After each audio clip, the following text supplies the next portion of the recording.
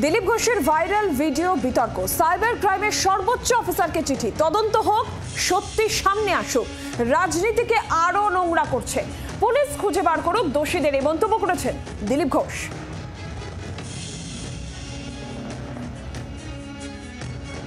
যে ভিডিও ছাড়া হয়েছে এবং আমার নাম যুক্ত করা হয়েছে, তো আমি তার বিরুদ্ধে আইনি ব্যবস্থা নিচ্ছি। যারা এটা দেখেন, সাইবার ক্রাইমের যিনি সর্বোচ্চ অফিসার, তাকে আমি চিঠি লিখেছি, তদন্ত হোক, সত্য সামনে আসুক, এবং যারা এই ধরনের অপকর্ম করছে তাদের বিরুদ্ধে ব্যবস্থা হোক। তো এটা সরকারের কাজ হওয়া উচিত, নাহলে আরো আগে দেখবো আমরা। মানে রাজ্যে কি মানে নোংরার রাজনীতি এভাবেই? রাজনীতি নোংরাই হয় সব, কে আরো নোংরা করছে এটা এখানকার পুলিশ প্রশাসন বাকিদের দেখা উচিত। যে কোনো লোকের নামে যে কেউ যা কিছু বলে দেবে, একটা ভিডিও শুট করে চালিয়ে দেবে কারো নামে। এই ধরনের অপকৃতি যাতে বন্ধ হয় সেজন্য পুলিশকে সিরিয়াস হওয়া উচিত।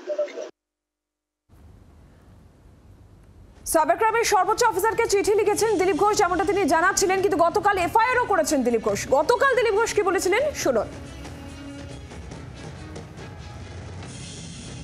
কত নোংরামি হবে, কত নিচে নামতে পারবে। পশ্চিমবাংলার রাজনীতিকে বারবার কলুষিত করার চেষ্টা হচ্ছে। আমরা যারা সাধারণ কর্মী হিসেবে সাধারণ মানুষের সঙ্গে থাকি, আর্থিকভাবে আমাকে কেউ বদনাম করতে পারেনি। অন্যান্য অনেকবার কমপ্লেন আনা হয়েছে, আমি তার জবাব দিয়েছি। এই লড়াইটাও আমার ব্যক্তিগত লড়াই, আমি পার্টির মধ্যে ইনভলভ করিনি। এই লড়াইটা আমি লড়ছি। আমি জানি না রাজনীতি কত নিচে নামবে, সেই জন্য এই চক্রান্তের যে রহস্য সেটা উদ্ঘাটিত হওয়া উচিত। তো পুলিশ তদন্ত করে বার করবে কে আছে কি না আছে।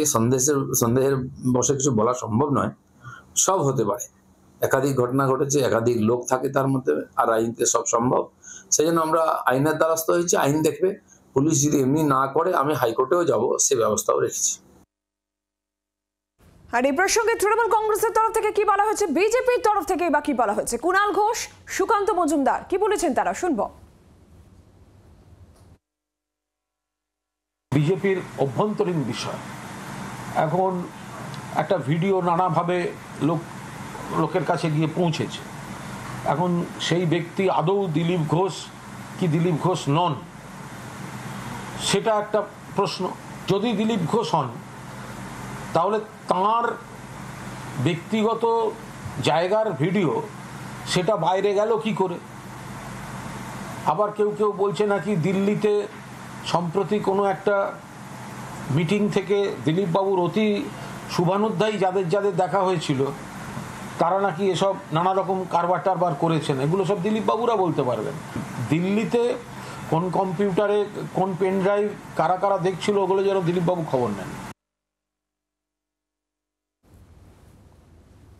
দিলীপবাবুর একটি ভিডিও নিয়ে বিতর্ক তৈরি হয়েছে, চরম বিতর্ক হচ্ছে, এবং অনেকেই অনেক রকম কথা বলছেন, কেউ দল ছাড়ার কথা বলছেন। কথা হচ্ছে এখনকার টেকনোলজির যুগে কোনো ভিডিও নিয়েই সেই ধরনের বেশি কিছু কথা বলা উচিত নয়।